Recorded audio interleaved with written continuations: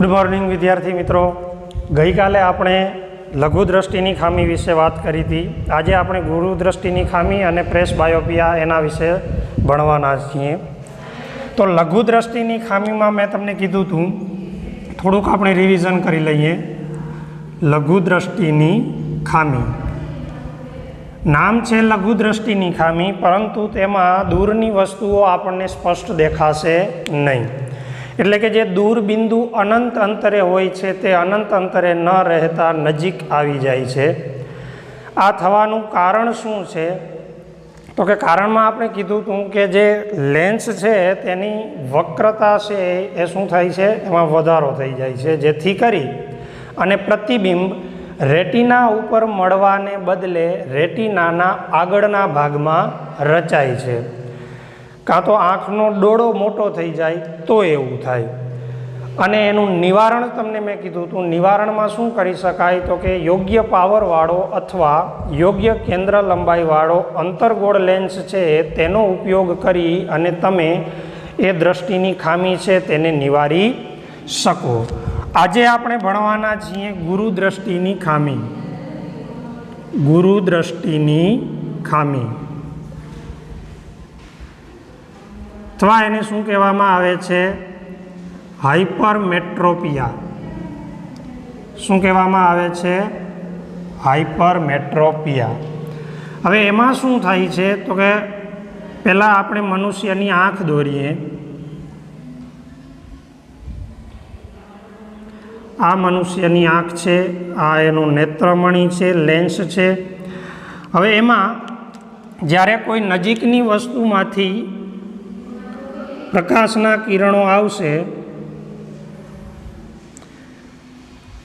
त्यारे एनुं वक्रीभवन थई अने प्रतिबिंब बनशे। ते प्रतिबिंब क्यां बनशे? तो के आ शुं छे भाई? रेटिना छे। रेटिनाना पाछळना भागमां बने छे। क्यां बने छे? रेटिनाना पाछळना भागमां। तो आया नजीक में आवती वस्तुनु प्रतिबिंब, नजीक में रहेली वस्तुनु प्रतिबिंब छे ए रेटिनाना पाछळना भागमां रचाय। ज्यारे दूर रहेली वस्तु छे तेने तमे स्पष्ट जोई शको छो। कई खामी में? गुरुदृष्टिनी खामी। नाम छे गुरुदृष्टिनी खामी, पण एमां नजीकथी आवता जे प्रकाशना किरणों छे तेनुं प्रतिबिंब रेटिनाना पाछळना भागमां रचाय। एटले नजीक रहेली वस्तुओ आमां स्पष्ट तमने जोवा मळशे नहीं। एटले आ दृष्टिनी खामीमां केवा प्रकारनी मुश्केली थाय छे? तो के नजीक रहेली वस्तुओ स्पष्ट जोई शकाती नथी।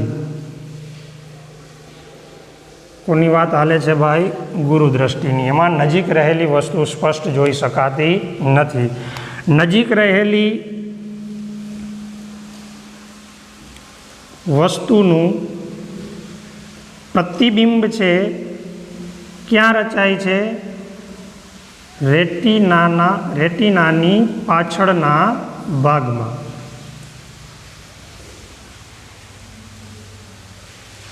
तेथी स्पष्ट जोई शकाती नथी। हवे आवुं थवानुं कारण शुं छे?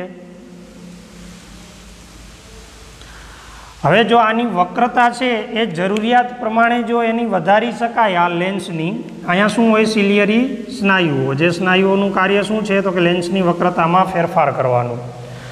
हवे आ योग्य मात्रामां लेन्स जाडो न थई शके, तेथी आनुं वक्रीभवन जो वधारे पड़तुं थई जाय तो आ किरणो आवी अने आ बिंदुए मळी शके। परंतु आ लेन्स केवो रहे छे? तो के पातळो ज रहे छे।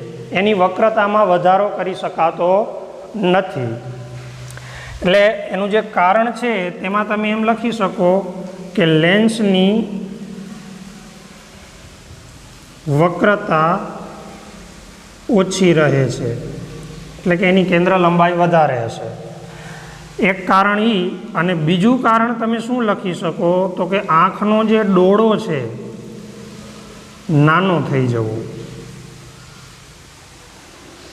હવે આનું કદ છે રેટિના ઉપર જ પ્રતિબિંબ મળતું હોય, પરંતુ આ નાનો થઈ જાય એટલે ઓટોમેટિક રેટિના શું થઈ આગળ આવી ગઈ, એટલે પ્રતિબિંબ તો એના સ્થાને રચાય છે.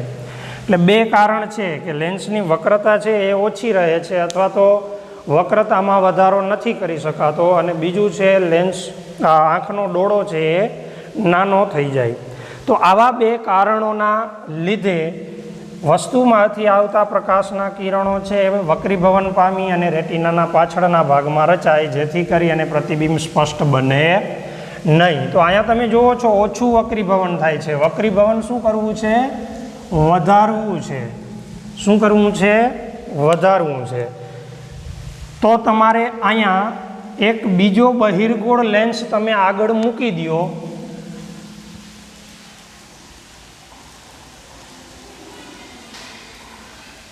અહીંયા હું માનવ આંખ દોરું છું.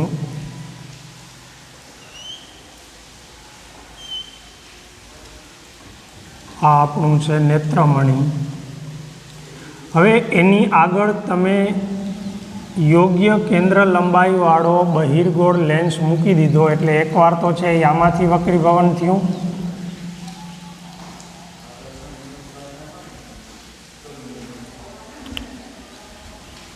એમાંથી વક્રીભવન થઈ અને ક્યાં જશે તો કે નેત્રમણીના લેન્સમાં, ત્યાંથી વક્રીભવન થાય એટલે પ્રતિબિંબ જે પાછળના ભાગમાં રચાતું હતું તે હવે ક્યાં રચાશે? રેટિના ઉપર. રેટિના ઉપર પ્રતિબિંબ રચાય એટલે આપણને તે વસ્તુ સ્પષ્ટ લાગે. એટલે આનું નિવારણ તમે શું લખશો? ગુરુદ્રષ્ટિની ખામીનું નિવારણ તો કે યોગ્ય કેન્દ્ર લંબાઈ વાળો બહિર્ગોળ લેન્સ વાપરી આ ખામી નિવારી શકાય છે. શું કરી શકાય છે? આ ખામી નિવારી શકાય છે. તો હવે અહીંયા મેં તમને શરૂઆતમાં એવું કીધું કે જે નજીક રહેલી વસ્તુઓ છે તે સ્પષ્ટ દેખાતી નથી. જનરલી આપણને 25 સેન્ટીમીટર અંતરે રહેલી વસ્તુઓ છે એ આપણી નોર્મલ વિઝન હોય, એટલે કે શું કહેવાય, તંદુરસ્ત આંખ હોય તો 25 સેન્ટીમીટર અંતરે રહેલી વસ્તુઓ આપણે એને સ્પષ્ટ જોઈ શકીએ છીએ. હવે આમાં શું થાય ગુરુદ્રષ્ટિની ખામીમાં? તો કે જે આ નજીક બિંદુ છે અથવા તો દ્રષ્ટિનું લઘુત્તમ અંતર છે કે જે અંતરેથી તમે વસ્તુઓને તાણ અનુભવ્યા વગર સ્પષ્ટ જોઈ શકો છો, તે આ નજીક બિંદુ શું થઈ જાય છે? દૂર ખસી જાય છે. શું થઈ જાય છે? નજીક બિંદુ દૂર ખસી જાય છે. બરોબર? એટલે આમાં તમને એક માર્કમાં પ્રશ્નો છે, આ જે મેં વાક્ય લખ્યા તેના આધારે એક ગુણના પ્રશ્નો બનાવી અને પૂછી શકે. પ્રશ્ન નંબર 1 એવો પૂછે કે ગુરુદ્રષ્ટિની ખામીમાં નજીક બિંદુ ખાલી જગ્યા એમ કરી અને મૂકી દે. એક ઓપ્શન આપે કે નજીક બિંદુ વધારે નજીક આવે છે, નજીક બિંદુ દૂર ધકેલાય છે. દૂર ધકેલાય છે મીન્સ શું? તો કે આ 25 સેન્ટીમીટર અંતરે રાખો છો તો તમને અસ્પષ્ટ દેખાશે, બ્લર દેખાશે. હજી થોડુંક દૂર રાખશો તો ત્યાંથી છે એ તમને સ્પષ્ટ દેખાશે. એટલે જે લઘુત્તમ અંતરેથી આપણે વસ્તુને સ્પષ્ટ જોઈ શકીએ તે શું થયું? નજીક બિંદુ.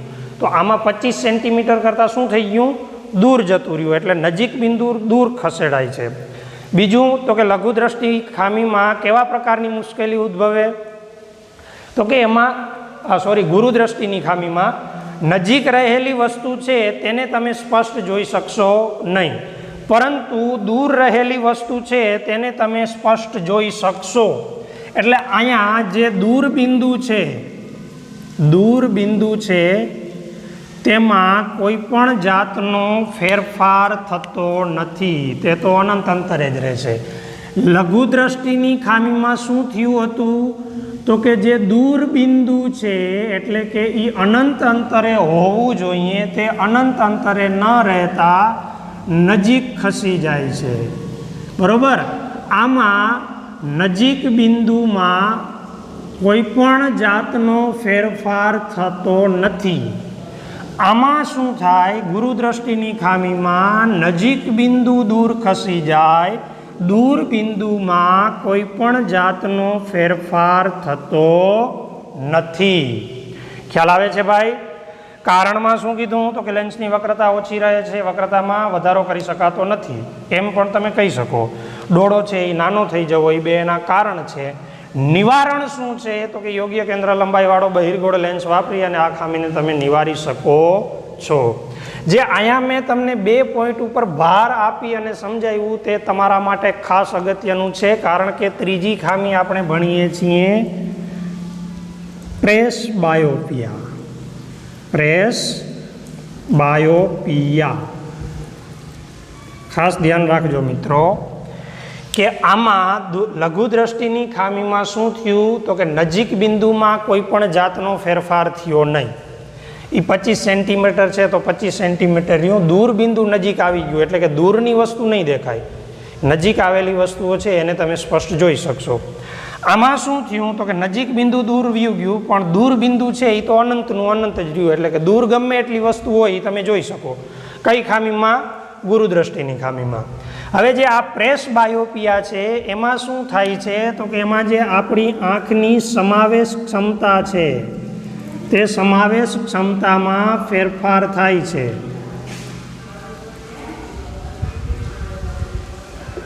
જોકે ફેરફાર તો આ બંને દ્રષ્ટિની ખામીમાં થયું, પણ તેમાં માત્ર કોઈ એક જે બિંદુ છે તેમાં ફેરફાર થાય છે. કાં તો નજીક બિંદુ દૂર વ્યૂ જાય અને કાં તો દૂર બિંદુ નજીક આવી જાય. બરાબર? લઘુદ્રષ્ટિની ખામીમાં દૂર બિંદુ નજીક આવી જાય છે અને ગુરુદ્રષ્ટિની ખામીમાં નજીક બિંદુ છે એ દૂર જતું રહે છે. આ જે પ્રેસબાયોપિયા છે તેમાં શું થાય છે તો કે તેમાં બંનેમાં ફેરફાર થાય છે. ઉંમર વધવાની સાથે જે આપણા આ સિલિયરી સ્નાયુઓ છે તે સિલિયરી સ્નાયુઓ કામ કરવાનું શું કરી દઈએ? બંધ કરી દઈએ. અથવા જે આ લેન્સ છે, કાલે મેં તમને કીધું હતું કે આ લેન્સ એક જાતનું જેલી જેવો પદાર્થ છે કે જે પોતાની લંબાઈમાં વધારો ઘટાડો કરી અને વક્રતામાં વધારો ઘટાડો કરી શકે છે. કાં તો જે આ લેન્સ છે તે પોતાની સ્થિતિસ્થાપકતા ગુમાવી દે અને કાં તો સિલિયરી સ્નાયુઓ કામ કરતા બંધ થાય. તો શું થાય તો કે જે આ લેન્સ છે તે પોતાની વક્રતામાં ફેરફાર કરી શકે નહીં, કોઈ પણ જાતનો ફેરફાર ન કરી શકે. તેથી જે આ પ્રતિબિંબ રેટિના ઉપર રચાવવાનું હતું તે રેટિના ઉપર ન રચાય અને એ કાં તો રેટિનાની પાછળ રચાય અને કાં તો રેટિનાની આગળ રચાય. એટલે આમાં શું થશે તો કે આમાં જે નજીક બિંદુ છે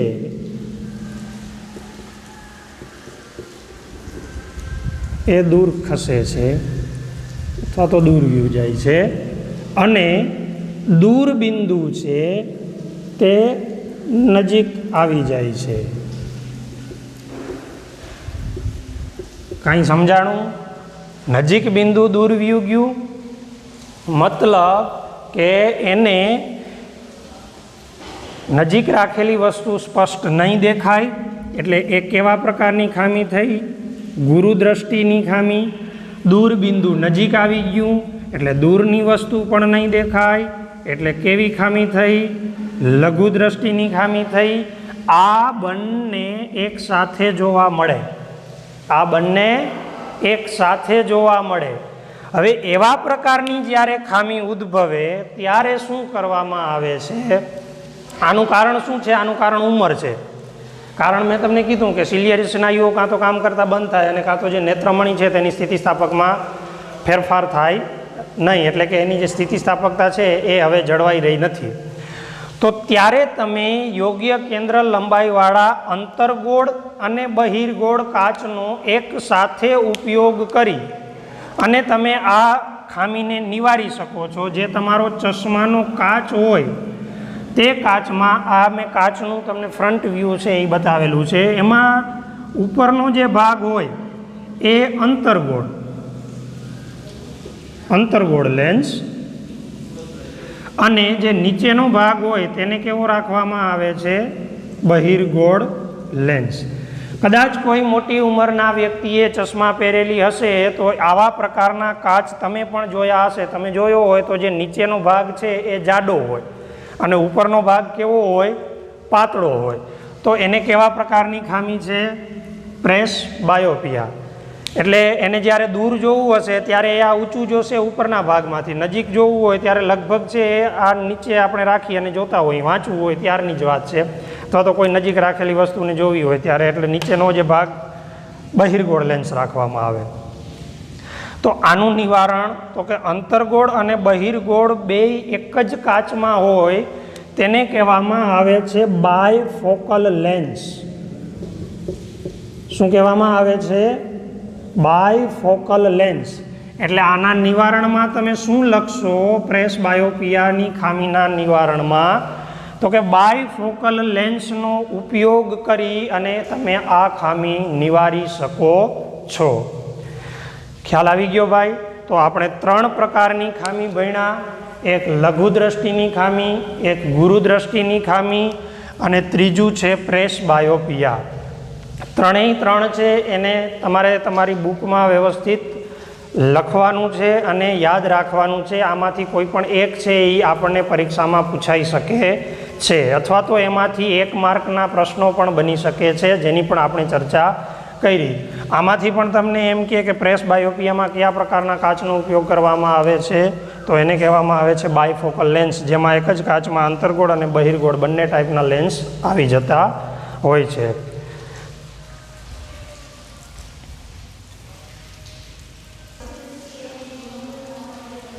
તો વિદ્યાર્થી મિત્રો, આપણે આંખની ખામી ભણ્યા. હવે આપણે શું ભણવાનું છે? પ્રિઝમ વડે પ્રકાશનું વક્રીભવન. પ્રિઝમ વડે પ્રકાશનું વક્રીભવન.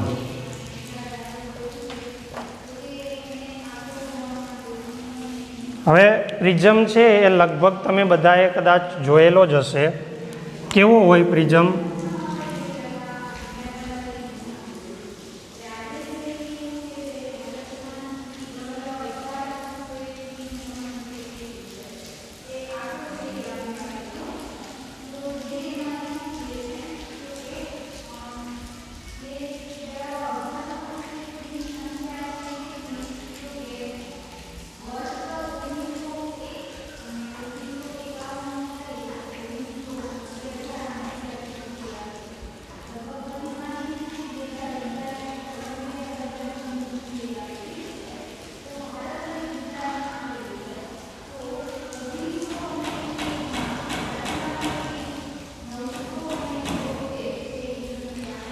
તો કે આમાં જે પાયો છે એનો ત્રિકોણાકાર હોય અને જે એની 3 સપાટી છે, એક આ બાજુની, એક આ બાજુની અને એક નીચેના ભાગની, એક એવી હોય તો કે લંબચોરસ હોય. આવો પ્રિઝમ હોય તો આપણે કાચના પ્રિઝમ વડે પ્રકાશનું વક્રીભવન છે એ સમજવાનું છે. પ્રિઝમ કેવો છે? કાચનો. તો તમે કાચના લંબઘન ચોસલા વડે થતું વક્રીભવન છે એ તમે ભણેલા છો. કાચના લંબઘન ચોસલા વડે જે વક્રીભવન થતું હતું તેમાં કઈ રીતના વક્રીભવન થતું હતું એ હું તમને થોડુંક યાદ કરાવી દઉં. તો કે કોઈ એક પ્રકાશનું કિરણ આપાત થયું, અહીંયા શું હશે? લંબ હશે. હવામાંથી આપાત થાય છે તો કે લંબ તરફ વળશે પ્રકાશનું વક્રીભૂત કિરણ, અહીંયા પણ લંબ હશે. હવે કાચમાંથી હવામાં જાય છે એટલે શું થશે? તો કે પાછું એ લંબથી દૂર જશે. હવે જો તમે આની જે ડાયરેક્શન છે આપાત કિરણની, એ આપાત કિરણની ડાયરેક્શન એટલે કે દિશાને જો તમે આગળ તરફ આમ લંબાવો તો આ બંને એકબીજાને કઈ રીતે નિર્ગમન થતા હોય તેવું લાગે છે? નિર્ગમન કિરણ અને આપાત કિરણની દિશા. આ આપાત કિરણની દિશા છે, આપાત કિરણની દિશા, અને આ નિર્ગમન કિરણ એની દિશા. આ બંને એકબીજાને કઈ રીતના છે? સમાંતર છે. કેવી રીતે છે? સમાંતર છે, પરંતુ તે પોતાના મૂળ સ્થાનથી થોડુંક આ બાજુ ખસેલું હોય છે, જેને લેટરલ શિફ્ટ કહેવામાં આવે છે. બરાબર? તો આ રીતે કાચના ચોસલામાંથી વક્રીભવન થાય. હવે તમે આ પણ જોશો કે જે આની આપાત સપાટી હતી અને જે આ નિર્ગમન કિરણ જ્યાંથી નીકળે છે તે બંને સપાટીઓ પણ એકબીજાને કેવી રીતના છે? સમાંતર છે. કેવી રીતના છે? સમાંતર. તો કહેવાનો મતલબ કે આ બંને સપાટી વચ્ચે કોઈ ખૂણો છે નહીં, કોઈ ખૂણો છે નહીં.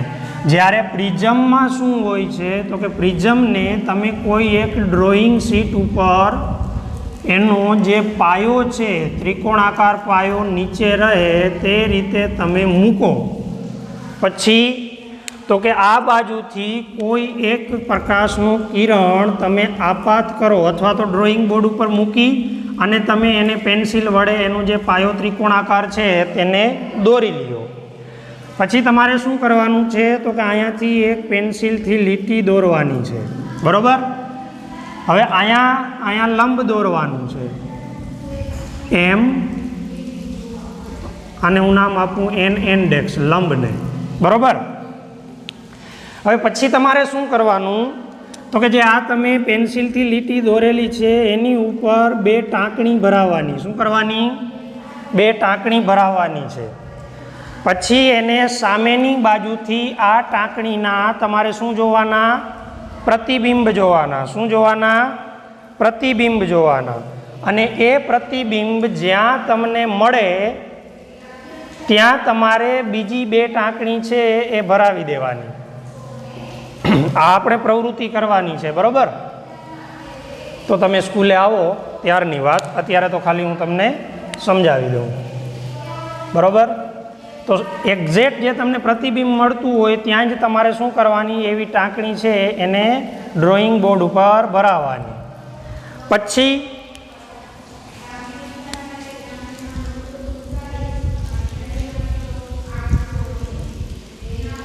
આને તમારે શું કરવાનું છે? જોડી દેવાનું છે. શું કરવાનું છે? જોડી દેવાનું. હવે તમે જોશો કે આ આપણા માટે, હવે આની જગ્યાએ આ લીટી પાડેલી હોય એની જગ્યાએ તમે કોઈ પણ એક કલર ટોર્ચ લઈને પણ આ પ્રયોગ તમે કરી શકો અને તમને જે નિર્ગમન કિરણ નીકળે છે એનું અવલોકન તમે કરી શકો. શરત શું છે તો કે એ પ્રકાશનું કિરણ શ્વેત ન હોવું જોઈએ. શું કામ શ્વેત ન હોવું જોઈએ એની ચર્ચા આપણે એના પછી કરવાના જ છીએ. અથવા તો આ રીતે ટાંકણી ભરાવીને કરો તો તમારે આને શું સમજવાનું છે? આપાત કિરણ. આપાત કિરણ. પહેલાં તો હું આ પ્રિઝમ છે એનો ત્રિકોણાકાર પાયો છે એને નામ આપી દઉં ABC. આને હું નામ આપું PQ, જ્યાં ટાંકણી ભરાવેલી છે ત્યાં. આ આપાત સપાટીએ AB ઉપર જ્યાં આપાત થાય છે એને એ બિંદુને મેં નામ આપ્યું E. પછી જ્યાંથી નિર્ગમન થશે એને નામ આપ્યું મેં F.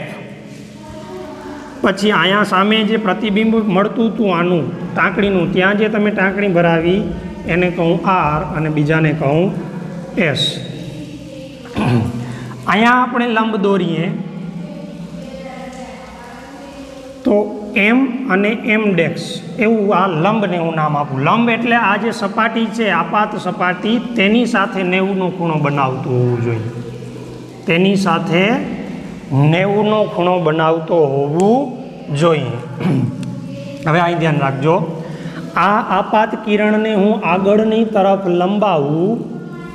આગળની તરફ શું કરું? એને હું માની લ્યો કે આમ લંબાવું. હકીકતમાં તો એ જાતું નથી એટલે ડોટેડ લાઈન વડે દર્શાવ્યું છે, આમ વરી જાય છે, બરાબર. તો આ PE છે એ મારી માટે શું થશે? આપાત કિરણ, બરાબર. પછી તો કે આ જે લંબ છે આ લંબ સાથે આ આપાત કિરણે બનાવેલો ખૂણો હોય એને આપણે કહીએ છીએ આપાત કોણ. એટલે જે ખૂણો I થશે તે મારા માટે શું થશે? આપાત કોણ.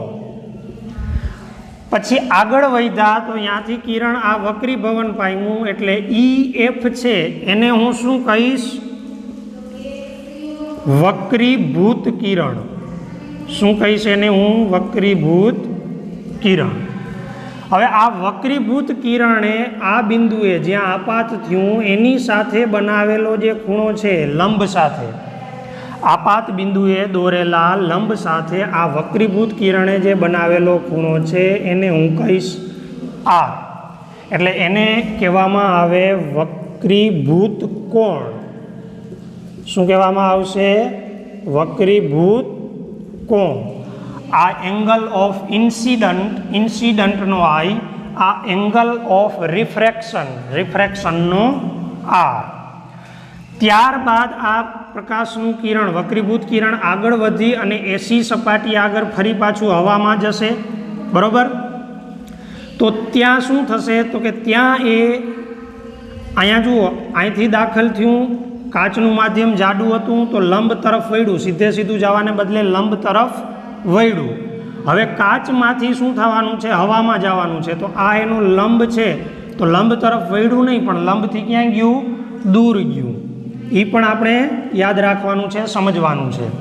હવે અહીંયા જે ખૂણો છે એને હું કહું ખૂણો ઈ. તો ખૂણો ઈ મારા માટે શું કહેવાશે? નિર્ગમન કોણ.